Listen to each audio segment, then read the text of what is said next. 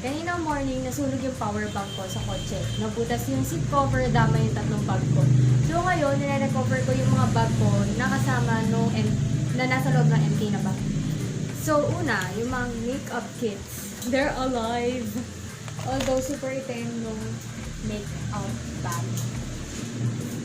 Next is yung wallet. Iniisa-isa ko siya. And guess what?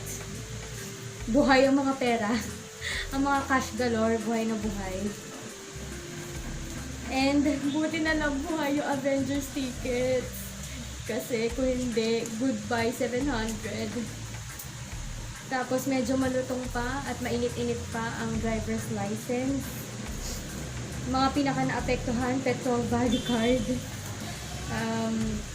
time zone card, na may 2,000 tickets, power tickets, and Happy Plus card. Na I think less than 100 na lang naman yung laman niya. And the Swirl card, na sana pwede pa. Starbucks card, gift card. Safe naman halos lahat ang mga debit card and credit card. Pati picture niya, safe na safe po. Hindi pa naman siya nasimukan. Okay. So, wala na akong ma-recover dito. Lahat ng resibo, wala na. Oh! Buhay din ang resibo. Ano to? Ay, hindi. Ito yung sa emission testing ba?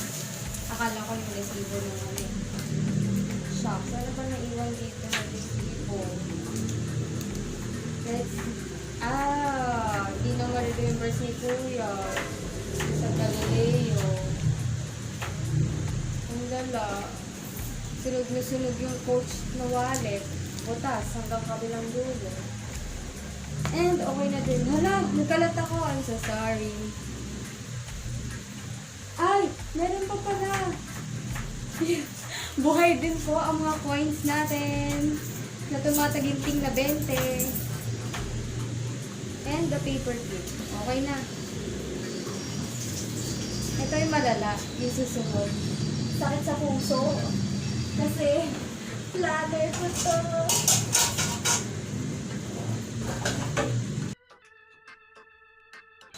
Next is yung planner. Nakakaiyak. Dapat pala nag-live na lang pala ako. Sunog ang Stay Strong. Sunog din si Authority Drive.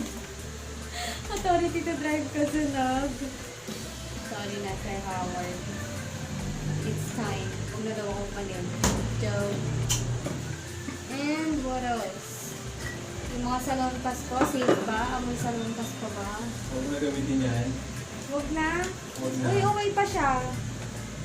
Okay pa. Ganyan po mga kaibigan, sa sobrang nakatipid niya. Kahit sunog na. Sige pa daw. Talaga. Uy, ano to naka-folder? Ay, naku yung result ako. Sunog din. So, tapon na.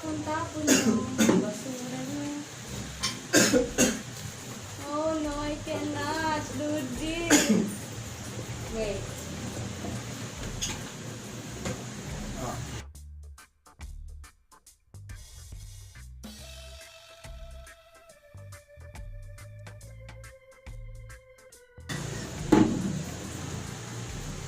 Sabi natin to, Sir Howard. And yung mga papel ko, sabi pa man din, stay strong, believe, survive. At the stars pa. Dream, believe, persevere, and courage. Tapos nasunog.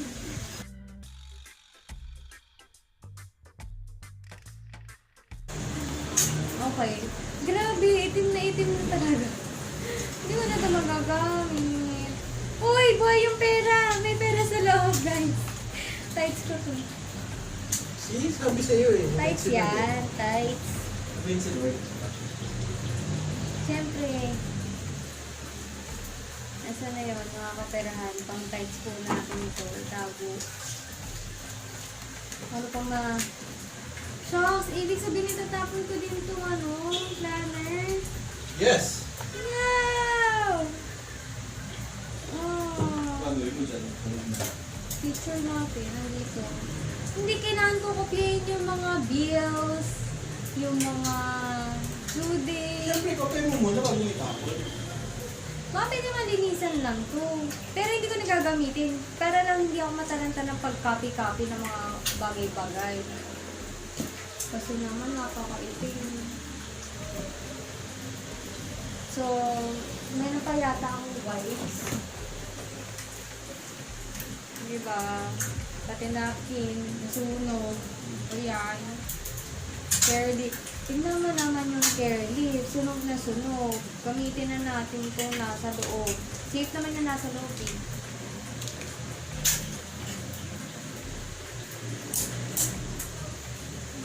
Just with the top. Tingnan mo naman to. Yung sanis ka. Ang itim. Ano ba yan? Wala na. Buti na lang. Sana okay yung loob. Oh no! Madilim lang. Maitim lang. Naging ano, black your shade dun sa lamin. Kaya wala ako sa linisan. Pero ito, tapon na to.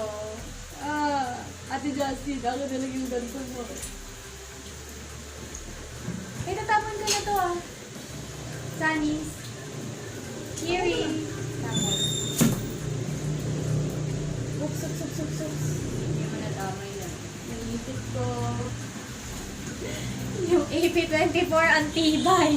Hindi lang matibay sa ngipin, pati sa pagsabog. Pero don't worry, sa nag-order nito, ang ibibigay ko sa'yo brand new. Akin na lang itong nasunog. Ninisa ko na lang siya. Safe naman yung nasa loob niya. Sana lang pagbukas ko nito, hindi itim yung mismong toothpaste. Pag nangyari yun, kakaiba yung lalagyanan. Ito, bigilan din to. Kaso, buhay naman yung pera sa loob eh. Tara, may itim nga lang. Pero baka pwede kang dito ka. Dito ka. Pencil case ka. Pabata. Bakit? Hala! Yung binili natin. No-more na siya. Yung double-sided do chuchu. Ayun nalusaw.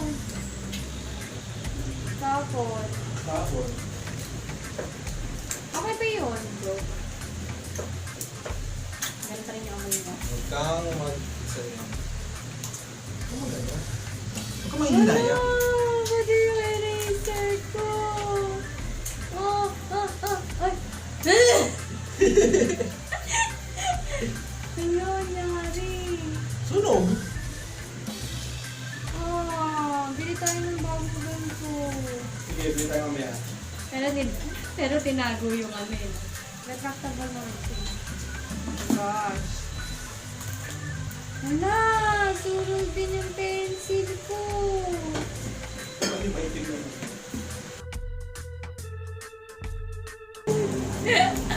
Joke lang. Hala, USB. Sunog? Hindi. Yung lang, holder. Pero kasi, ewan ko pa, pinamili. Ang tanong, ID mo ba? Buti nga, kamo, yung ID ko, nilagay ko sa bag ko, shoulder bag na dala ko. Dalawang ID yun ko sakali. Uy, buhay yung isa! Tignan mo! Nabuhay dahil sa plastic. So, maganda yung mga packaging ng mga bagay-bagay na yun. Ano, buhay yung isa. Same smell. And mukhang hindi naman siya nadami. So, meron pa. Ay, pwede natin ilagay dito. Okay, sunog na.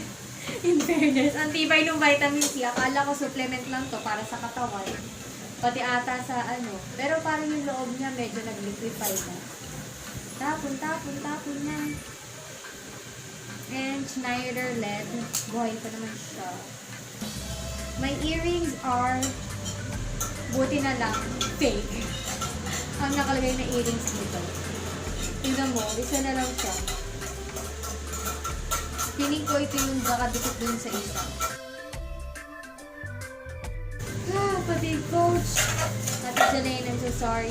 Yung kaninang coach kay Mami, I'm so sorry. Sulog sila. Pero sana yung laman nito safe. Safe naman. Kasi ang mga naman ito is very handy dandy.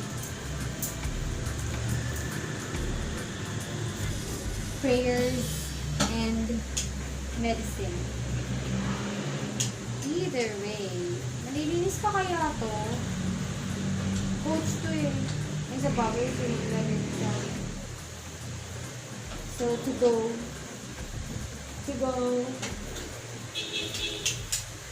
Oh, next. Ball pen! Marami naman ball pen sa mundo. Buti na lang ito nakalagay ko. And yung stash. And then, si Vietnam, tignan nga natin. Okay pa. Kaso, syempre, madumi na siya. Nasulog din siya. Labas na lang natin siya. And yung mga nasirang piece.